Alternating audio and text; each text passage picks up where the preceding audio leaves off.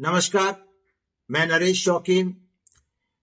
भारतीय राजनीति का इतिहास गवाह है दोस्तों कि महज राजनीतिक कारणों से अपने विरोधी दलों के नेताओं को जेल में डाल देना किसी भी सत्तारूढ़ पार्टी के लिए कितना घातक साबित हो सकता है।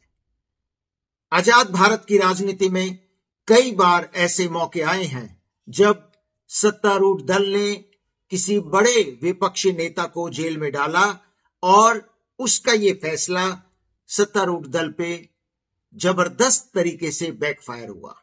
मैं ऐसे 4 सिग्निफिकेंट एग्जाम्पल्स आपके सामने रखना चाहता हूं और मैं इस बात का जिक्र क्यों कर रहा हूं, इस पे भी मैं रोशनी डालूंगा।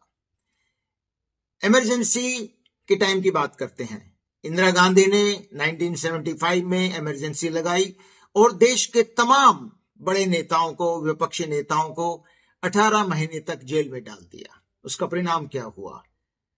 मार्च 1977 में चुनाव हुए और Congress was completely decimated in north India.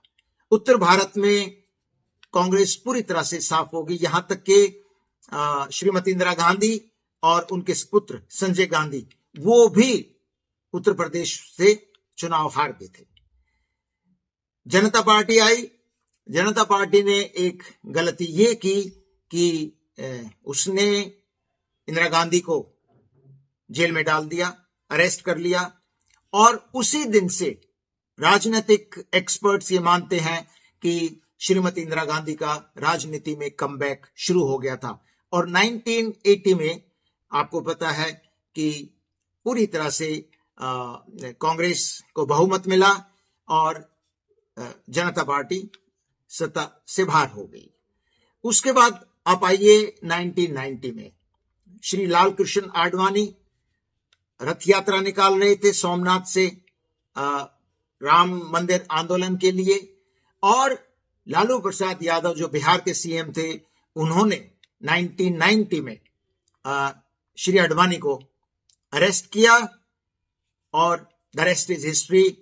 उसके बाद आप सब जानते हैं कि the BJP never look back और राम मंदिर आंदोलन का जो कुछ भी हुआ वो हम सबके सामने है। 22 जनवरी को राम मंदिर उद्घाटन हो रहा है, रामलला की प्राण प्रतिष्ठा हो रही है। 2011 में आपको याद होगा कि सोशल एक्टिविस्ट अन्ना हजारे की लीडरशिप में कुछ लोगों ने, जिसमें केजरीवाल प्रमुख थे, उन्होंने लोकपाल के लिए आंदोलन किया और 2011 में केंद्र सरकार ने अन्ना हजारे को जेल में डाल दिया। इतना भारी पड़ा केंद्र सरकार को कि तुरंत उनको जेल से रिहा करने की बात हुई, जबकि अन्ना हजारे इस जिद पे अड़ गए कि मैं जेल से बाहर नहीं जाऊंगा जब तक उन्हें आंदोलन करने की अनुमति नहीं दी जाएगी। आपको याद होगा 2011 में जिस टाइम ये वाकया हुआ, केजरीवाल महज एक आरटीआई एक्टिविस्ट के तौर पर जाने जाते थे। उसके बाद उनका राजनीतिक कद कितना बढ़ा वो हम सबके सामने है। मैं ये एग्जाम्पल्स आपके सामने क्यों रख रहा हूं?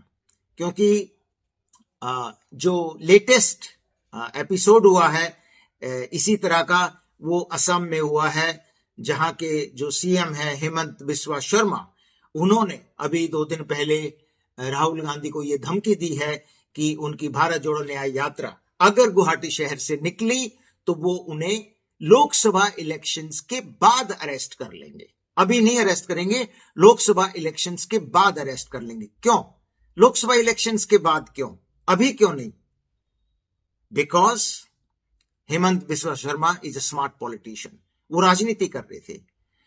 उनको ये पता था कि आज अगर राहुल गांधी को वो अरेस्ट कर लेंगे, वो भी ऐसे मौके पर, उस घड़ी में जब 22 जनवरी को प्रधानमंत्री मोदी रामलला की प्राण प्रतिष्ठा करने जा रहे हैं अयोध्या में, पूरे देश में अयोध्या मंदिर के आधार पे 2024 में बीजेपी सत्ता में वापस आना चाहती है।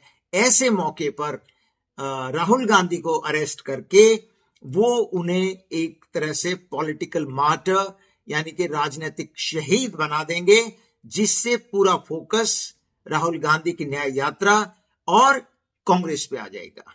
बीजेपी को उससे नुकसान होगा। तो ये कोई बहुत स्मार्ट मूव नहीं होता अगर वो उनको अरेस्ट करते। जबकि कांग्रेस ने जिस तरह से बिस्वा शर्मा को चैलेंज किया कि वो राहुल गांधी को अरेस्ट करके दिखाए, क्योंकि उनकी कहीं ना कहीं ये ख्वाहिश थी कि वो ऐसा कदम उठाए जो पॉलिटिकली सुसाइडल होता।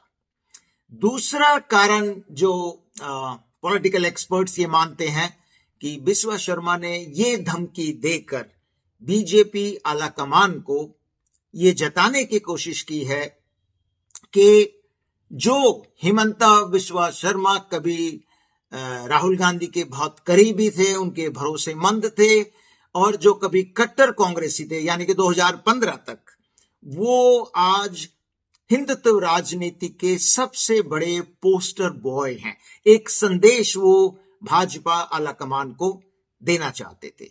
यही वजह थी कि उन्होंने ये धमकी दी, लेकिन साथ में एक राइडर भी लगा दिया कि मैं आज उन्हें अरेस्ट नहीं करूंगा, लोकसभा इलेक्शंस के 2 महीने बाद अरेस्ट करूंगा। और हो भी सकता है भाजपा अगर 2024 में चुनाव जीतती है, केंद्र में सरकार बनाती है, तो इस संभावना को रूल आउट नहीं किया जा सकता कि हेमंत बिस्वा शर्मा अपनी धमकी को अमली जामा पहना सकते हैं।